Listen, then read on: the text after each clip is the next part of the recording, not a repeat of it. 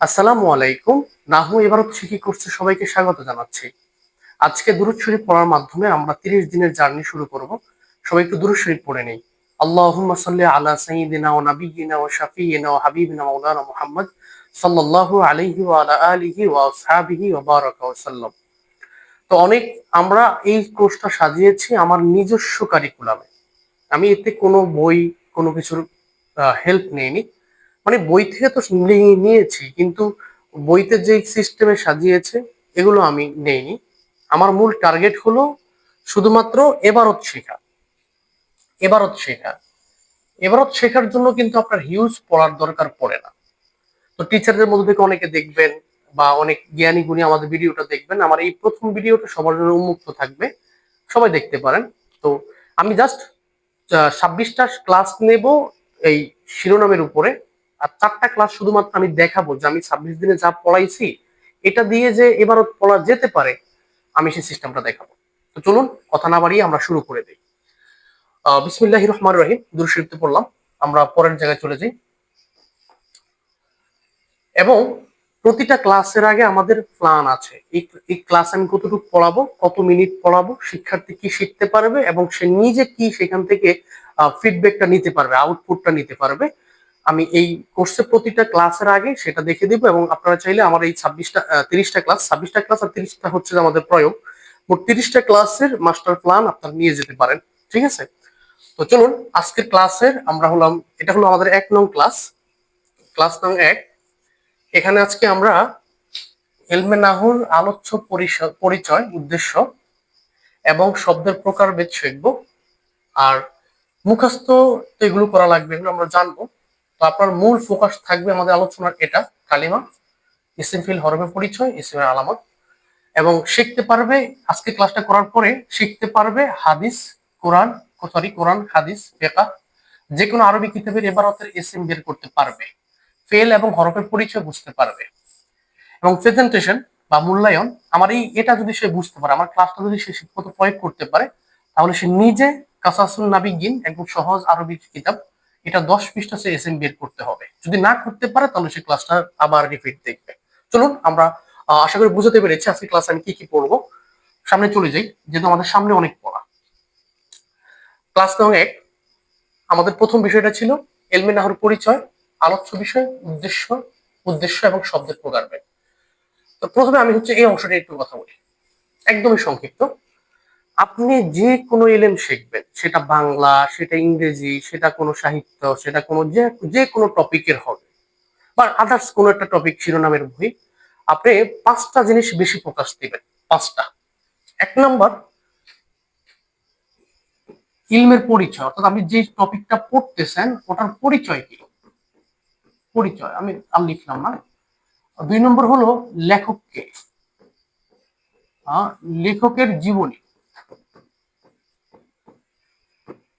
3 নম্বর, আলোচ্য বিষয় কি, এই বইতে কি আলোচনা করা হবে।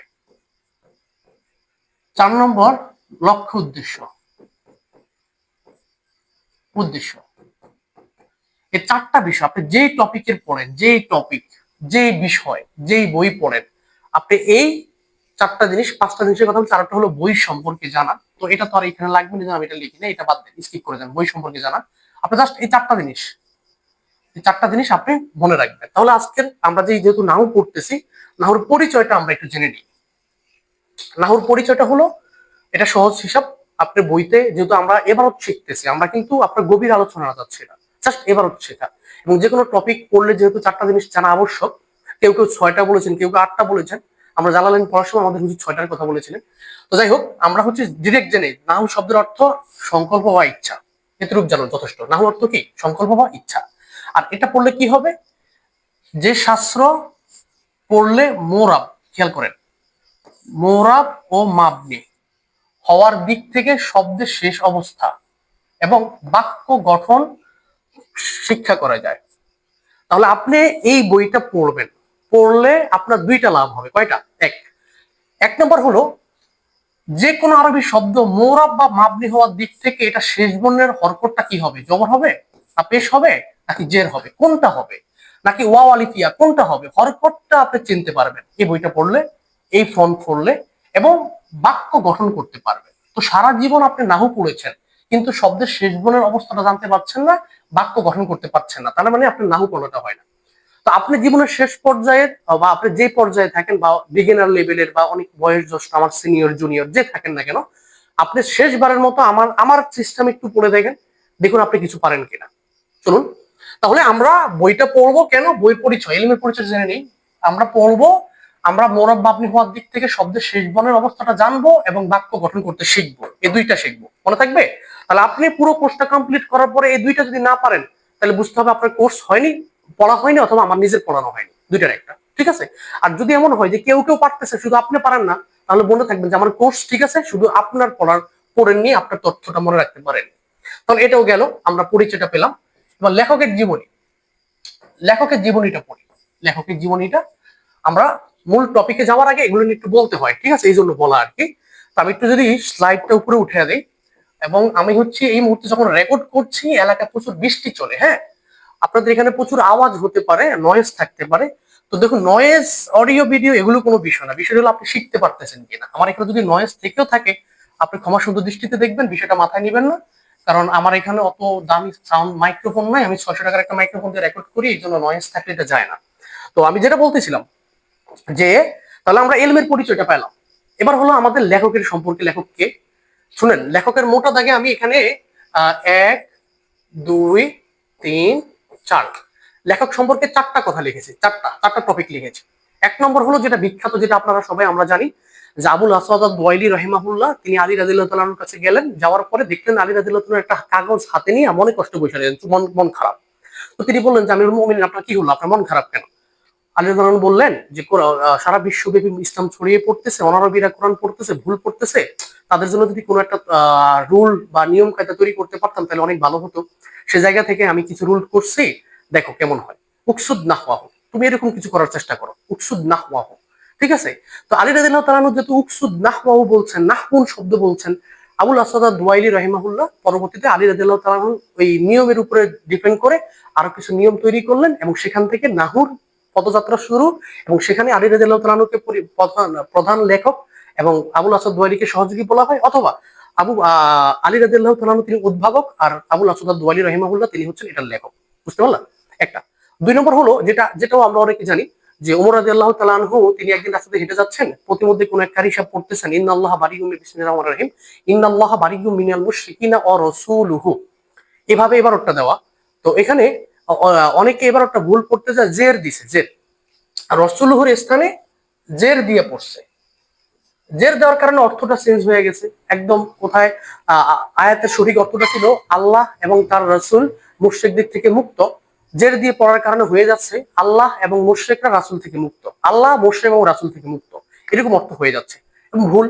তো সেই জায়গা থেকে ওমর রাদিয়াল্লাহু তাআলা আবুল আসাদ দুয়ালিকে ডাকলেন, ডেকে বললেন তুমি এটাতে একটা ব্যবস্থা করো। আবুল আসাদ দুয়ালি তখন নাও শুরু করে দিলেন। ব্যাস, এই 2টা কথায় মূল লেখককে পেলাম কে, আবুল আসাদ দুয়াইলি। আর এটা হলো এই 1 নম্বর কথা, 2 নম্বর কথা, এগুলো শুধু জেনে রাখার বিষয়, এগুলো কিন্তু নাউন সরফ এবারত করতে লাগে না, ভালোভাবে খেয়াল রাখবেন। আর লাস্টের 2টা, এই গ এবং ঘ, এখানে বলেছে আব্দুর রহমান ইবনু হুরমুজ এবং আহ এবং আপনার এবং আপনার নসর ইবনু আসিম, ঠিক আছে? এই নসর ইবনু আসিম, এই দুইজনেই হচ্ছে আবুল আসাদ দুয়াইলির খুব কাছের ছাত্র। তো এটা একটা খুব দুর্বল মত, তবে ওস্তাদ আবুল আসাদ দুয়াইলি রাহিমাহুল্লাহ তাআলা নাহু সরফের ইলমে নাহুর হচ্ছে তিনি উদ্ভাবক, এটাই হচ্ছে বড় কথা, মনে থাকবে। আচ্ছা, আমার এখানে উদ্ভাবক শব্দটা ভুল আছে, এর বানানটা ভুল আছে, বানানটা একটু ঠিক করে নেবেন।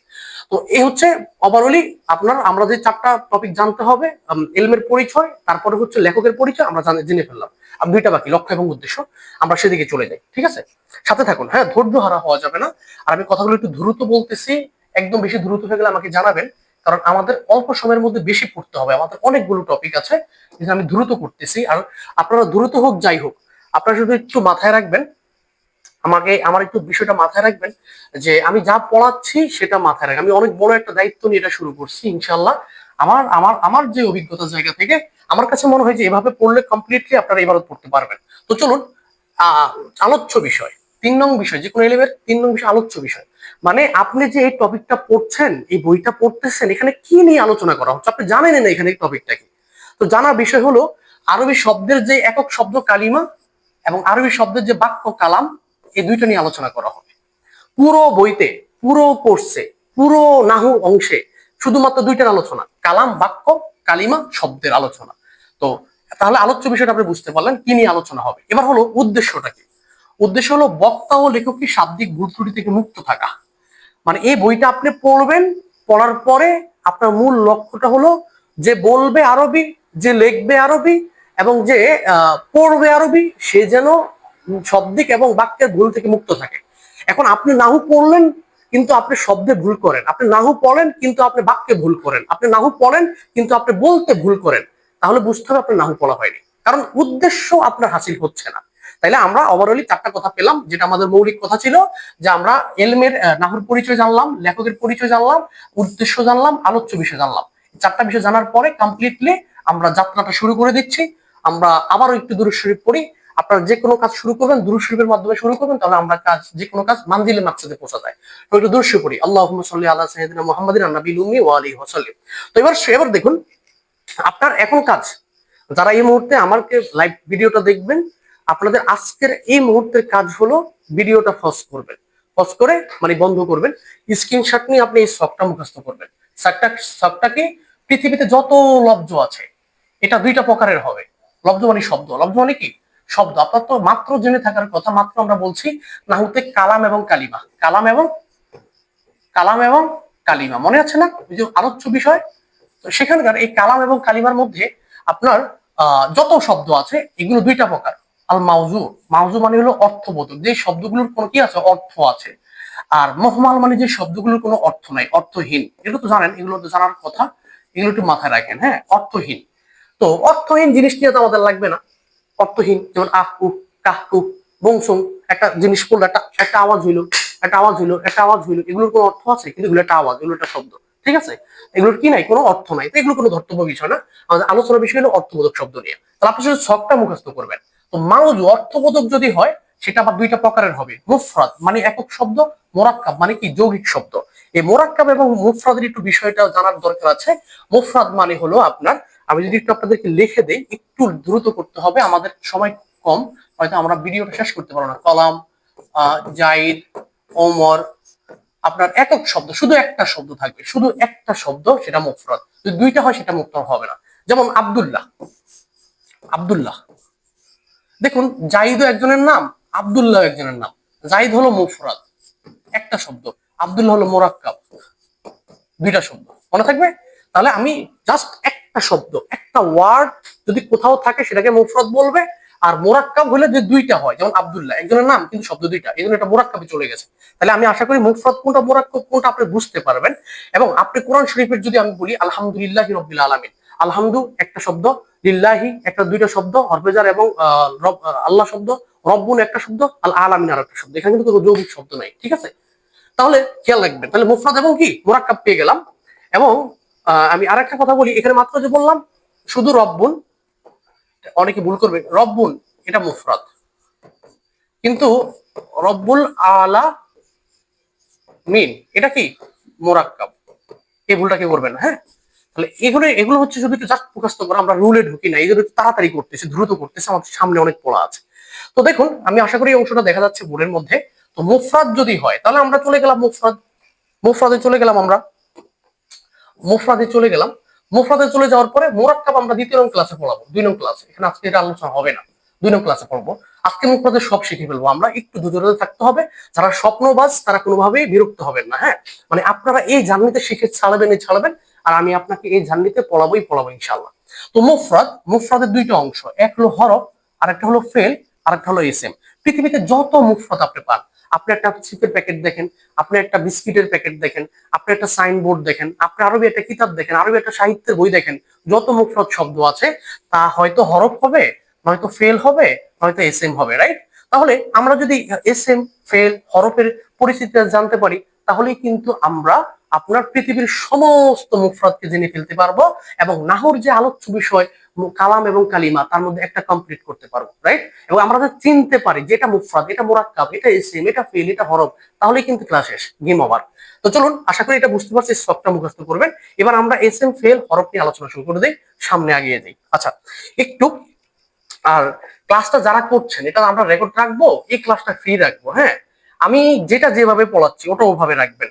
যেমন আমি হচ্ছে আপনার স্বাভাবিক বই থেকে ভিন্ন ভিন্ন কিছু লিখবো, ভিন্ন ভিন্ন কিছু বলবো, আপনাকে মনে কষ্ট রাখা যাবে না যে ভাই বইতে লিখছে একটা আপনি লিখতেছেন আরেকটা, এর কারণটা কি, এই ধরনের আওয়াজটা কেউ করা যাবে না, কারণ এই ধরনের বুঝাইতে গেলে আমার আরেকটা ক্লাস নিতে হবে। জাস্ট আপনি শুধু আমার নিয়মটা ফলো করেন, 26টা ক্লাসের পরে আপনি এবার আমার সাথে শিখে নেবেন, ঠিক আছে? তো তারপরে দেখুন যে এখন আমি এসএম এর সংজ্ঞাটা দিচ্ছি। কি দিচ্ছি? আমি যেভাবে দিচ্ছি ওভাবেই, বাইরে কিছু না। কোন কালের সাথে মিলিত হওয়া ছাড়া নিজের অর্থ প্রকাশ করে যে শব্দ, তাকে এসএম বলে। কোন কালের সাথে মিলিত হয়ে নিজের অর্থ প্রকাশ করে, এটার বিপরীত। অথবা, এই অথবা কিন্তু আপনি কোনো বইতে পাবেন না, না হলে কোনো বইতে এই অর্থটা নাই। এটা আমি নিজের মতো করে লিখে দিয়েছি, আপনি শুধু মুখস্থ করেন। কালের সাথে মিলিত হয়ে নিজের অর্থ প্রকাশ করে তাকে ফেল বলে, এটা সারা জীবন পড়ছেন, তিন কালের এক কালের সাথে। অথবা মিলিত হওয়া ছাড়াই কোনো ব্যক্তির কাজ করা বা হওয়া বোঝায়। এক্সাম্পল দেন, ইয়াজহাবু অর্থ কি? আমরা সারা জীবন পড়েছি, যাইতেছে বা যাবে, রাইট? ঠিক না? এটা তো বলছি বর্তমানে ভবিষ্যৎকাল। এখন রাশেদ রাশেদ প্রতিদিন ঘুমায়, রাশেদ প্রতিদিন পড়ে, রাশেদ প্রতিদিন বাড়ি যায়, রাশেদ প্রতিদিন মাঠে যায়, রাশেদ প্রতিদিন পড়ায়। এই যে রাশেদ খাইতেছে, রাশেদ খায়, পড়ায়, যায়, এটা কি বর্তমান কালে যাইতেছে? না। ভবিষ্যৎকালে যাইতেছে? না। অতীতকালে যাইতেছে? গিয়েছে? না। মানে রাশেদ যায়, আমি যদি লিখে দিই রাশেদ প্রতিদিন যায়, আমি যাই লিখি, কোথায় যায় দরকার নেই, বোঝানোর স্বার্থে যায়। আচ্ছা, এই যে যায়, এই যে যায় শব্দ, এই যে ফেলটা, মানে ইয়া ঝাবুটা, এটা কি সে ভবিষ্যতে যাইতেছে? না। বর্তমানে যাইতেছে? না। অতীতকালে গিয়েছে? না। তাহলে অতীতকালেও বোঝাচ্ছে না, বর্তমান কালেও বোঝাচ্ছে না, ভবিষ্যৎ কালও বোঝাচ্ছে না, তাহলে এই যায়টা কার মধ্যে পড়বে, আমরা কার মধ্যে একে ফেলবো? এটাও মোজারে দিয়া প্রকাশিত হয়। কি দিয়া? মোজারে দিয়া প্রকাশিত হয়। তো অনেকে দেখার পরে বলবেন যে কথাটা কোথায় পেলেন, এটার জন্য আমি এতগুলো কথা বোঝাতে হয়েছে যে মোজারে শুধুমাত্র বর্তমান ভবিষ্যৎ না, কাল ছাড়াও যে সমস্ত ফেল গুলো হওয়া বা করা বোঝায়, এগুলো মোজারা থেকে প্রকাশিত হয়। তাহলে ইয়াজহাবু শব্দের অর্থ কি? আমি যদি এখান থেকে লিখি, ইয়াজহাবু শব্দের অর্থ যাইতেছে, যাবে বা যায়। মনে থাকবে? হ্যাঁ। তাহলে আমরা এখন থেকে নতুন একটা শব্দ যুক্ত করব ফেলের সংজ্ঞায়, যে কোনো কালের সাথে মিলিত হয়ে নিজের অর্থ প্রকাশ করে, অথবা মিলিত হওয়া ছাড়াই কোনো ব্যক্তির কাজ করা বা হওয়া বোঝায়। মনে থাকবে? আমি ব্যক্তি শব্দটা মেনশন করছি কারণ এটা আমরা আপনার সামনে বুঝতে পারবেন সরফের করছে যাইয়া। আচ্ছা, এবার আসেন যে এসএম এবং ফেল ছাড়া সকল কিছু হরফের অন্তর্ভুক্ত।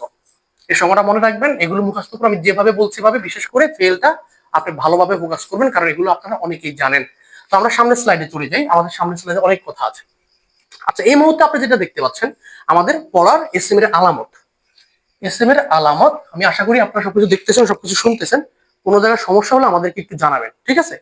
তো এসএম এর আলামতটা একটু আপনি খেয়াল করেন। এসএম এর আলামত আমরা কোনো বইতে পড়েছি 11টি, কোনো বইতে পড়েছি 15টি, কোনো বইতে 17টি, কোনো বইতে 51টি। এত এসএম এর আলামত, আলামত মুখস্থ করতে তো জীবন চলে যায় ভাই। এত আলামত মুখস্থ করার পরেও আমরা আরবি বই থেকে এসএম খুঁজে বের করতে পারি না, ফেল খুঁজে বের করতে পারি না। আজকে আমার থেকে শিখে নেন। অনেকে প্রশ্ন করতে পারেন, আমি আবারও বলছি এগুলো সব আমার নিজের মতো করে সাজানো, যে কেন দেইনি, কি জন্য দেইনি, এটা কেউ জিজ্ঞাসা করতে আসবে না, বরং এটা এই ক্লাসগুলো করার পরে যদি আপনি না শিখতে পারেন আমাকে একটু আপনি জানাবেন, ওকে? তবে আমি যেটা পড়াচ্ছি তথ্যগুলো মুখস্থ রাখতে হবে, এর চেয়ে কম করা যাবে না। আচ্ছা দেখুন, শব্দের প্রথমে আলিফ লাম হওয়া। এক নম্বর, শব্দের প্রথমে কি হওয়া? আলিফ লাম। ইসলাম আমি 6টা লিখেছি, 6টা মুখস্থ করবেন, ঠোঁটস্থ, কণ্ঠস্থ, আত্মস্থ, একদম বাদ যাবেন, আপনাদের দেখলে যাতে মনে পড়ে। শব্দের পূর্বে হরফে নেদা হওয়া। হরফে নেদা কয়টি? এটা আমরা আমাদের 14-15 নং ক্লাসে পড়াবো। তারপর আমি এখানে বলে দিই, হরফে নেদা 7টা বলে, আমরা 5টা লিখি, ঠিক আছে? অনেকে 7টা হলো, আমরা 5টা লিখি। একটা হলো ইয়া হায়া, ইয়া হায়া আয়, ইয়া হায়া আয়া, সরি এটা বলিস, ইয়া হায়া, এক মিনিট, ইয়া হায়া আয়া আয় হামদায় মাফতুহা। হ্যাঁ, এই 5টা হচ্ছে হরফে নেদা। যদি কোনো শব্দের প্রথমে 5টার যে কোনো একটা থাকে, তাহলে আপনি পরের শব্দটাকে এসএম বলবেন, মনে থাকবে? পরেরটা হলো কি? শব্দের পূর্বে হরফে জার হওয়া। শব্দের পূর্বে কি হওয়া? হরফে জার হওয়া। কি রে ভাই? হরফে জার হওয়া। হরফে জার কয়টি? 17টি। এটি আমরা আপনাদের 11-12 নং ক্লাসে পড়াবো। তো এখানে যেহেতু এসএম পড়াচ্ছি, শুধু এটা মুখস্থের জন্য এই দুইটা শুধু লিখে দিচ্ছি। হ্যাঁ, কি কি আমি যদি এখানে আপনারা অবশ্যই পারেন, আমি তারপর লিখে দিই বা, তা, কফ, লাম, ওয়াও, মঞ্জু, মুজ, খলা, রুব্বা, হাসা, সরি রুব্বা, হাসা, মিন, আদা, ফি, আন, আলা, হাত্তা, ইলা। ঠিক আছে? বা, তা, কফ, লাম, ওয়াও, মঞ্জু, মুজখলা, রুব্বা, হাসা, মিন, আদা, ফি, আন, আলা, হাত্তা, ইলা। এগুলো হরফজর। এগুলোর পরে যত শব্দ আসে সব আপনি এসএম বলে ফেলবেন। এগুলো সংশ্লিষ্ট আলোচনা আমি আলোচনা করবো। আজকে যেহেতু এসএম শেখাচ্ছি, শুধুমাত্র আপনি এসএম এরটা বলেন। শব্দ শেষে তানবিন হওয়া, কোন শব্দ শেষে তানবিন হইলে আপনি সেটাকে এসএম বলে ফেলবেন। ইজাফত হওয়া, এই যে পরের যে দুইটা, এটা আপনি এখন বুঝবেন না।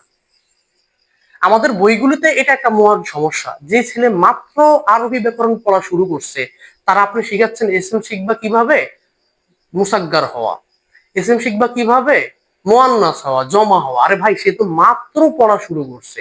সে যদি মুসাগ্গারেই বুঝতো, সে যদি জমাই বুঝতো, তাসনিয়াই বুঝতো, তাহলে সে আপনার এখানে নাউসরও পড়তে আসে কেউ? তারপরে দেখুন, তাহলে আমাদের এই 6টা, এই 4টা, এখন আমার যে শিক্ষার্থী ক্লাসগুলো করছেন, এই 4টা দিয়ে আপনি এসএম শিখবেন। ইজাফত হওয়া কি, মুস্তাদ হওয়া কি। ইজাফত হওয়া কালকের ক্লাসে বুঝবেন, 2 নং ক্লাসে। ঠিক আছে? আর মুস্তাদ ইলা হওয়া অনেক পরে বুঝবেন। তাহলে আমি এসএম আলামত চেনার জন্য যে 6টা দিয়েছি, এর মধ্যে থেকে 4টা আজকে কমপ্লিট করবেন, ইজাফত কালকে, এবং মুস্তাদ ইলাই অনেক পরে বুঝবেন, পড়তে পড়তে। মুস্তাদ ইলাইটা আসলে কি, এটা পড়তে পড়তে বোঝা যায়, এটা মুখস্থ করা যায় না। স্বাভাবিকভাবে মুস্তাদ ইলাই হলো কি, আমরা বাংলায় বলি না প্রত্যেকটা বাক্যে দুইটা জিনিস থাকে, উদ্দেশ্য এবং বিধেয়, বলি না? আরবিতে থাকে সাবজেক্ট, প্রেডিকেট, বলি না? ঠিক একই রকম মুস্তাদ ইলাই মানে হলো বিধেয়, মুস্তাদ ইলাই মানে প্রেডিকেট। তো এখন আপনি বাক্যই তো বুঝেন, আপনি তো শব্দই। এখন এখানে আমি আপনাকে মুফরাদ একটা শব্দ বুঝাচ্ছি, একটা শব্দ বুঝাতে এখন আমি আপনাকে বলতেছি যে যদি কোনো বাক্যে মুস্তাদে ইলাই হয়, একাধিক কিছু হয়, তখন তুমি বলবে এটা এসএম। আরে ভাই, তুমি তো মাত্র শব্দ পড়তেছো, তুমি ওটাকে বুঝবা? বুঝবা না। এই জন্য এই জিনিসটা একটু পরে বুঝবো, আমি পরে বোঝাবো, আমার সাথে থাকলে সমস্যা নেই। তাহলে আমার শিক্ষার্থী এই পর্যন্ত যারা ক্লাসটা দেখছো বা ক্লাসটা দেখবেন বা রাকেট ক্লাস আমাদের কোর্সগুলো কিনবেন, আপনি এসএম এর আলামত 6টা মুখস্থ করবেন, ঠোঁটস্থ, কণ্ঠস্থ, আত্মস্থ করে ফেলবেন। এবং যেভাবে বলছি, শব্দের প্রথমে মনে রাখতে হবে, শব্দের পূর্বে, শব্দের পূর্বে, প্রথমে আর পূর্বে কিন্তু ভিন্ন। প্রথমে মানে আপনি মিলে আসবে, আলিফ লাম একদম যুক্ত হয়ে আসবে, যেমন আলহামদু। ঠিক আছে? আলিফ লাম যুক্ত হয়ে আসছে। আর প্রথমে মানে যুক্ত না, আগে থাকবে, একটু পৃথক থাকবে। তানবিন হওয়া, এটা তো বুঝেন। আর এটা কালকে 2 নং ক্লাসে বুঝে যাবেন। আর এটা হচ্ছে আপনার মুস্তাদি ইলাই হওয়া, এটা হলো আপনি আস্তে আস্তে পড়তে পড়তে বুঝবেন। তাহলে আশা করি এখন থেকে আমি আপনাকে সামনের একটু পরে, সামনের স্লাইডেই হচ্ছে এই এইগুলো দিয়ে আমি এসএম ধরাবো, যে পৃথিবীর কোনো এসএম এর বাইরে পাবেন না। পৃথিবীর কোনো এসএম এর বাইরে পাবেন না, যেমনি হোক যেভাবে আসুক এর মধ্যে থাকবে এসএম, এর বাইরে আপনি এসএম পাবেন না। ঠিক আছে? কখনোই দেখাতে পারবেন না আপনি আমাকে, এবং আমি আপনাকে ধরে ধরে দেখাবো যে এই 6টার মাধ্যমে আপনি যে কোনো এসএম ধরতে পারেন।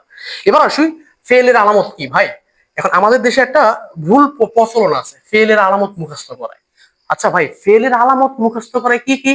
শব্দের পূর্বে সিন যুক্ত হওয়া, শব্দের পূর্বে সাউফা যুক্ত হওয়া, শব্দটি মাজি মুজারে রূপান্তরিত হওয়া, শব্দটি আমরে রূপান্তরিত হওয়া, শব্দের শেষে জমিরে মারফি মুত্তাসিল থাকা।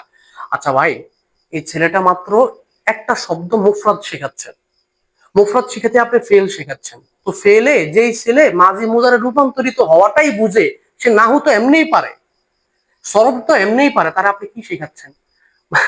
মানে এটা হলো, এটা কেন জানি পড়ানো হয় আমি আসলে জানি না, অনেক বইতেও আছে, আমি তাও জানি না। কারণ আপনি নিজে, আমাদের এই কোর্সগুলো অবশ্যই সিনিয়র টিচাররা দেখবেন, অবশ্যই অনেক জ্ঞান জ্ঞান জ্ঞানবানওয়ালা মানুষরা দেখবেন। আচ্ছা, আপনি আমার একটু বলেন তো, আপনি জীবনও এই ফেলের আলামত চিহ্ন ফেল বের করতে পারবেন? কারণ আপনি তো মাঝিই ছিলেন না, মোজারেই ছিলেন না। এখন আপনারা বলতেছেন মাঝি মোজারে রূপান্তরিত হওয়াকে ফেল বলে। তো মাঝি মোজারে রূপান্তরিত হওয়া তো আপনি চিনে নেন, আপনি পড়াই শুরু করেন না, তাহলে আপনি কেমনে পড়বেন? এটা কেমনে বার করবেন? মাঝি মোজারে রূপান্তরিত হইলেই যে ফেল হয়, এটা যে ব্যক্তি বুঝে, তাকে এটা কারণ বলতে হয় নাই, তাকে এটা কি আলামত দিতে হয় নাই, মাঝি মোজারে রূপান্তরিত ফেল পেও বলতে হয়? বলতে হয় না। আমি কি লিখছি দেখুন, প্রচলিত বইগুলোতে থাকা আলামত দিয়ে প্রাথমিক লেভেলের শিক্ষার্থীদের ফেল চেনা প্রায় অসম্ভব, যে মাত্র আজকে শুরু করছে তার জন্য। ফেল নিয়ে আমাদের সরফের কোর্সের যাবতীয় আলোচনা করছি। এই জন্য আমরা আমাদের প্রথম ক্লাসে এসএম এর আলামত শিখতে পারবেন বলছি, এসএম ধরতে পারবেন, কিন্তু আমি বলি নাই যে আপনি ফেল ধরতে পারবেন। এটা নিয়ে আমাদের সর্ভে কোর্স করতে হবে, ঠিক আছে? তো এর অংশ তাহলে এবারত কেমনে পড়াবো, এবারত কিভাবে পড়াবো এটা সামনে দেখতে পাবেন। এবং আপনারা হচ্ছে আমাদের সর্ভে যে কোর্সটা আছে, সর্ভে কোর্সটা কমপ্লিট করবেন। ওটা আমরা মাত্র 399 টাকা নেই। হ্যাঁ, নাহু কোর্সটা আমরা নিচ্ছি 499। ভাই, এতগুলো ক্লাস ধরে ধরে নিজস্ব গবেষণা তৈরি করা, এটা কিন্তু বেশি কিছু না। একটা ক্লাস 1 ঘন্টা 1.5 ঘন্টা হবে। আর সরবেরটা আমরা নিচ্ছি এককালীন ফি, আর কোনো টাকা নেই, 399 টাকা। এই দুইটা একসাথে আপনারা নিয়ে নিতে পারেন, আমাদের ওয়েবসাইটে পেয়ে যাবেন। এবং তার কাজে এটা বুঝতে পারছেন, এখানে ফেলের আলামত চিনে ফেল ধরা যায় না, এটা নিশ্চিত। এবার হরফের আলামত আমি কি লিখছি? হরফের আলামত স্বাভাবিক বইতে কি লেখা থাকে? যে এস এম এবং ফেলের বাইরে সকল হরফ, বাকিগুলি হরফ। আচ্ছা ভাই, যে ছেলে মাত্র শুরু করছে, হয়তো মাত্র এস এম এর আলামত মুখস্থ করেছেন 15টা 11টা, এখন হয়তো ওগুলো দিয়েই তো এস এম খুঁজে পার করতে পারে না। এখন আপনি আবার কুইয়া দেন এস এম এবং ফেলের বাইরে বাকি সব হরফ, মানে এটা কি? তাহলে আমি এখানে লিখে দিচ্ছি, আমরা আমরা এই কোর্সের 13 এবং 14 নং ক্লাসে হরফগুলো মুখস্থ করার টেকনিক দেব, সেগুলো হুবহু মুখস্থ করে নেবেন, তাহলে হবে। আলামত দিয়ে আর হরফ চেনা যায় না, হরফ দিয়ে আলামত দিয়ে আর হরফ চেনা যায় না। তাহলে আমি আশা করি আমাদের আজকের ক্লাসের যেই আমাদের পঠনের জায়গা, আজকের ক্লাসের আমরা যে আলোচ্য বিষয়, এগুলো আমরা কমপ্লিট করতে পারতেছি। এবার আসুন, আজকের ক্লাসে আমরা যা পড়াইলাম, যে সিমটম দিলাম, যেটা মুখস্থ করাইলাম, এখন আমরা হলাম সেটা প্র্যাকটিস করব। হ্যাঁ, এটা আমরা প্র্যাকটিস করবো, যে আমি আলামত দিলাম, আমাদের প্র্যাকটিসের জায়গা কোনটা আজকে? যে এস এম এর আলামত দিয়ে এস এমটা বের করা, এটা হলো আজকে প্র্যাকটিসের জায়গা। আপনার হয়তো আমাদের মাস্টার প্ল্যানে এটা দেখেছেন। তো চলুন প্র্যাকটিস শিখন ফলটা আমরা একটু দেখি। আচ্ছা, আর কেউ বিরক্ত হবে না, আমরা ক্লাসটা লং হচ্ছে, লং ক্লাস তো, এগুলো এক একটা ক্লাস অনেক বড় হবে, এই জন্য আমি একটু দ্রুত কথা বলছি। হ্যাঁ, তাহলে এখন চলুন আমরা প্রথম শব্দটা খেয়াল করি। প্রথম শব্দটা কি? আর রজুলু। আচ্ছা, এটা ইসিম ফিল্লা হরফ, এটা একটা এসএম। কেমনে বুঝলাম? প্রথমে আলিফ লাম আছে, দেখা যায়, দেখা যায়। আল কিতাব ইসিম ফিল্লা হরফ, এটা একটা এসএম, কারণ কি? একটা আলিফ লাম আছে। আর শামসু ইসিম ফিল্লা হরফ, এটা একটা এসএম, কারণ কি? একটা আলিফ লাম আছে। আল কমারু ইসিম ফিল্লা হরফ, একটা এসএম, কারণ কি? আলিফ লাম আছে। আল মাদ্রাসাতু ইসিম ফিল্লা হরফ, এটা একটা এসএম, কারণ কি? আলিফ লাম আছে। অনেকে জিজ্ঞেস করতে পারে যে আলিফ লামের উদাহরণ দিয়েছেন, বাকিগুলো দেন না। বাকিগুলো আসতেছে, ধৈর্য ধারণ করতে হবে।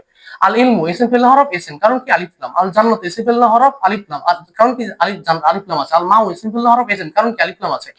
আল আরদু ইসিম ফিল্লা হরফ, এসএম, কারণ কি? আলিফ লাম আছে। আর সামাউ ইসিম ফিল্লা হরফ, কারণ কি? আলিফ লাম আছে। আল বাবু ইসিম ফিল্লা হরফ, এসএম, কারণ কি? আলিফ লাম আছে। আল কলামু ইসিম ফিল্লা হরফ, এটা এসএম, কারণ কি? আলিফ লাম আছে। আল বাইতু ইসিম ফিল্লা হরফ, এটা একটা এসএম, কারণ কি? আলিফ লাম। আল নূরু আলিফ লাম।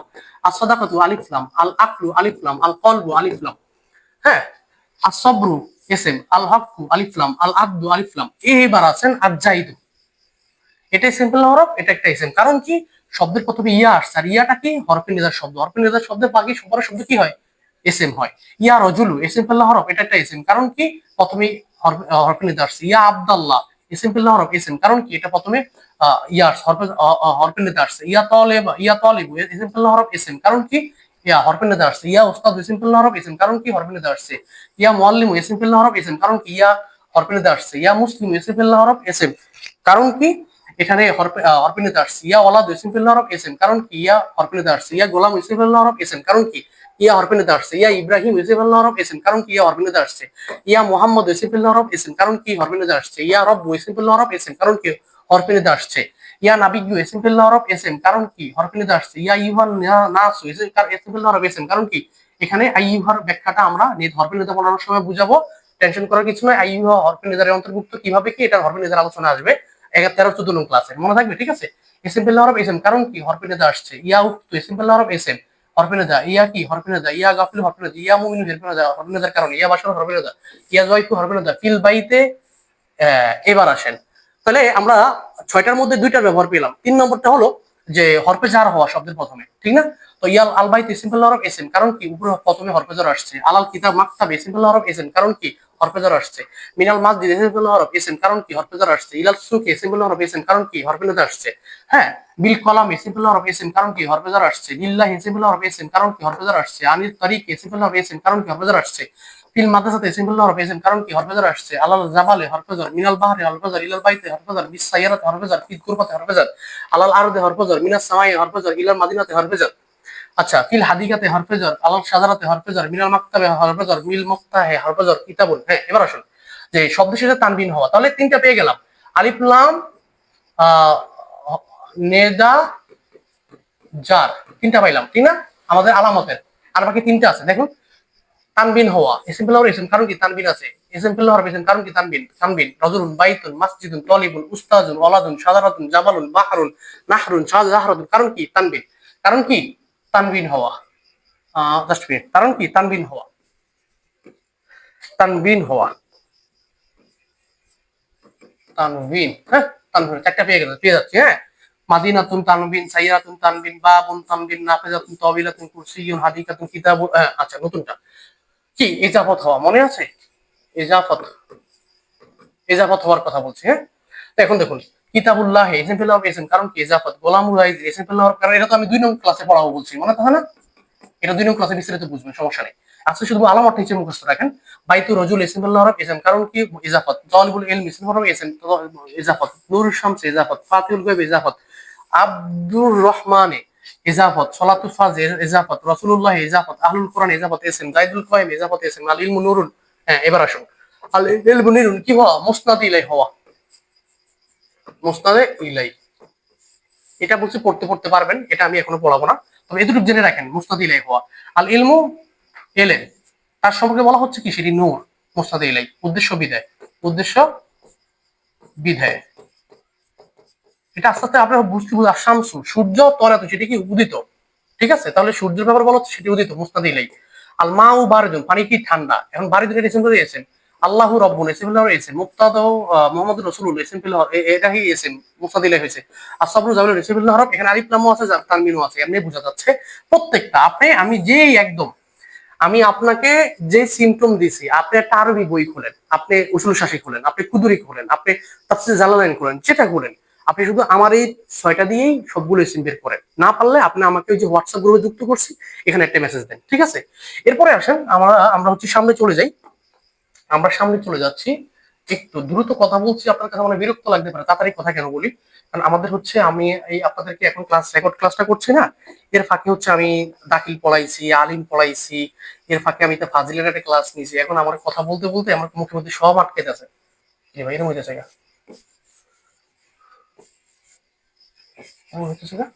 স্লো হয়ে গেছে। আচ্ছা সারাদিন বোর্ডটা চালা ছিল তো, বোর্ডগুলো স্লো হয়ে গেছে। আচ্ছা দেখুন, তাড়াতাড়ি কথা বলছি, বিরক্ত হওয়া যাবে না, ওই যে একটু বড়াইতে বড়াইতে স্পিড চলে আসছে মুখে, এই জন্য একটু কেমন লাগতেছে আমার কাছেও, খুব স্পিডি কথা বলতেছি, মন খারাপ করা যাবে না। হ্যাঁ প্রয়োজনে আপনি একটু স্লো করে দেখেন, পড়াইতে পড়াইতে কথা বলতে বলতে স্পিড বেড়ে যায় না, আমার অবস্থা হচ্ছে তাই আর কি। আচ্ছা তারপরে আমরা চলে আসছি আমাদের ক্লাসের সর্বশেষ জায়গা, প্রেজেন্টেশন এবং মূল্যায়ন। মানে আজকের ক্লাস যদি আপনি দেখেন, তাহলে আপনি আমার কাছ থেকে কি শিখতে পারলেন আজকের ক্লাসে। আপনার রুলগুলো প্রয়োগ, আমরা রুল বললাম, প্রয়োগ বললাম, এবার হচ্ছে আপনাকে নিজ থেকে সেটা দেখাইতে হবে যে আপনি না আমার রুলটা পইরা প্রয়োগটা বুঝছে, এখন আপনি নিজে করতে পারতেছেন। সেটা কি করতে হবে তাইলে, সেটা আপনি আমি লিখে দিছি, সূরা ফাতিহা সূরা বাকারার 50 আয়াত পড়ে এসএম বের করবেন। এখানে এটা ভুল হয়েছে, এখানে ফেল হবে না, কারণ ফেল তো আমি শিখাইনি, এটা আমাকে কেটে দিতে হবে, আমি এডিট করে দিব, সমস্যা নেই। এসএম বের করতে হবে, ঠিক আছে? কোনো শব্দ বুঝতে সমস্যা হলে হোয়াটসঅ্যাপ গ্রুপের সংশ্লিষ্ট গ্রুপে জানান, আপনাদের যে হোয়াটসঅ্যাপ গ্রুপ নাম সরবে কোর্স আপনি জানাবেন যে আপনি আলহামদুলিল্লাহ, হ্যাঁ আমি যদি একটু দেখাতে পারতাম, আমার এখানে দেখানোর সিস্টেম নাই, আমি সূরা ফাতিহাটা ক্লিয়ার করে দিতাম যে আমার এই 6টা যেটা দিছি, ওই 6টা দিয়ে আপনি সূরা ফাতিহা, আমি যদি প্রথমে একটু দেখে দেয় আপনাকে, হ্যাঁ আপনি এইভাবে চর্চা করবেন, আলহামদুলিল্লাহি রাব্বুল আলামিন, প্রথম একটা খেয়াল করে। আলহামদুলিল্লাহ ইসম ফিল হরফ ইসম কারণ কি আলিফ লাম, লিল্লাহি ইসম ফিল হরফ ইসম কারণ কি হরফে জার, রব্বুন ইসম ফিল হরফ ইসম কারণ কি ইজাফত, আল আলামিন ইসম ফিল হরফ ইসম কারণ কি আলিফ লাম, ঠিক আছে? এভাবে ধরে ধরে পড়বেন। ইজাফত এবং মুস্তাদিল এটা এখন বুঝতে কষ্ট হবে, তবে কালকে ক্লাসে ইজাফতটা ক্লিয়ার হয়ে যাবে, আর মুস্তাদিল এটা আর কয়েকদিন পরে আস্তে আস্তে পড়তে পড়তে ক্লিয়ার হবে, সেটা আমি আপনাদেরকে ক্লিয়ার করে দেবো। তাহলে আমরা ক্লাসের শেষ পর্যায়ে চলে আসছি, এবং আজকের ক্লাসটা আমার ফ্রি থাকবে, এবং আমার যদি কথা বলা একটু ভুল হতে পারে, কারণ আমি যদি খুব তাড়াতাড়ি পড়াচ্ছি, যে আমি আবারও বললাম অনেকগুলো ক্লাস করে আপনাদের ক্লাসটা রেকর্ড করছি, এখন রাত বাজে আপনার প্রায় হলো 11টা বা 10টা 49 বাজে এখন। তো এখন সন্ধ্যার পর থেকে পড়াচ্ছি, এই জন্য খুব তাড়াতাড়ি পড়তেছি এবং আমার সময় নেই। তো আজকে ক্লাস থেকে এটা বুঝতে পারলেন, এবং আমাদের প্রত্যেকটা ক্লাস ইউনিক ভাবে থাকবে, এবং আমি আমি নিজে যখন পড়ছি, আমি তো রুলের বাহিরেও নিজের মতো করে বুঝার জন্য আমি নিজে নিজে কিছু রুল আছে না, যে আমি এটা বুঝি না, তাহলে আমার মতো করে একটা বুঝের জন্য আমি একটা বুঝ তৈরি করি, আমি এই কোর্সে শুধু সেই বুঝটা ঢেলে দিব, আপনার শুধু সেখান থেকে গ্রহণ করবেন, ঠিক আছে? এবং যারা জীবনে পড়েননি আমার সাথে একটু যুক্ত থাকেন, জীবনে অনেকজন নামসরফ কোর্স করছেন, আমার সাথে একটু যুক্ত থাকেন, দেখুন না কিছু হয় কিনা। তো সবার জন্য শুভকামনা, সবাই ভালো থাকবেন, যে ভালো শেষ নেই, সবাই সুখে থাকবেন, যে সুখের অন্ত নেই। অনাবিল সুখ শান্তি কামনা করে ক্লাস শেষ পর্যায়ে চলে আসছি। দুরূদ পড়ি ক্লাসটা শেষ করে দিব। আল্লাহুম্মা সাল্লি আলা সাইয়্যিদিনা মুহাম্মাদিন আন-নাবিয়্যিল উম্মি ওয়া আলিহি ওয়াসাল্লাম। সবাই ভালো থাকবেন। ফি আমানিল্লাহ।